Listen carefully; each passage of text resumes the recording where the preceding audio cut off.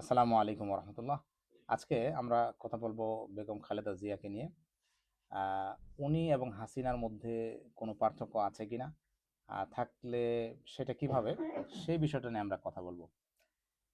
এবং আরেকটা বিষয় হচ্ছে যে আমরা এখন মনে করছি যে বিএনপি আর আওয়ামী লীগ একই রকম।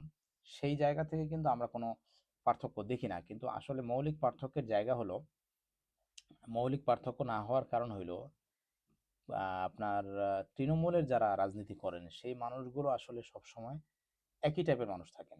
তারা তাদের চাঁদাবাজি, তাদের তাদের খুন খারাপি, এই সমস্ত কাজে তারা ব্যস্ত থাকেন।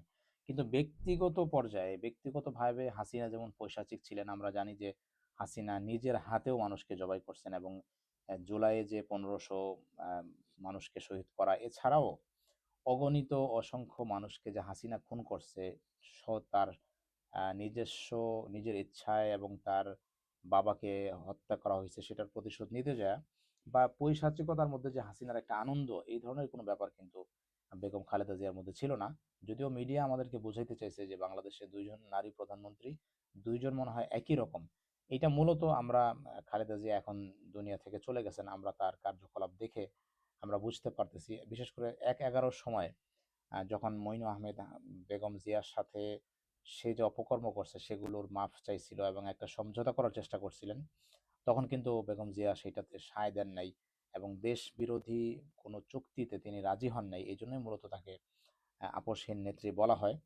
সো পার্থক্যটা আমরা হয়তোবা সবাই বুঝি না, কিন্তু তিনি আসলেই হাসিনার তুলনায় কয়েক হাজার গুণ ভালো মানুষ ছিলেন।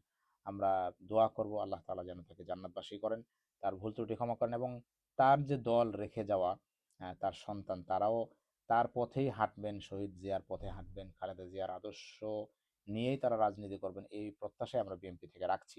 যদি এটার বাইরে বিএনপি চলে যায়, তাহলে আমরা আসলে বাংলাদেশের মানুষ আওয়ামী লীগকে যেভাবে ছুঁড়ে ফেলছে, বিএনপিকেও সেভাবে ছুঁড়ে ফেলবে।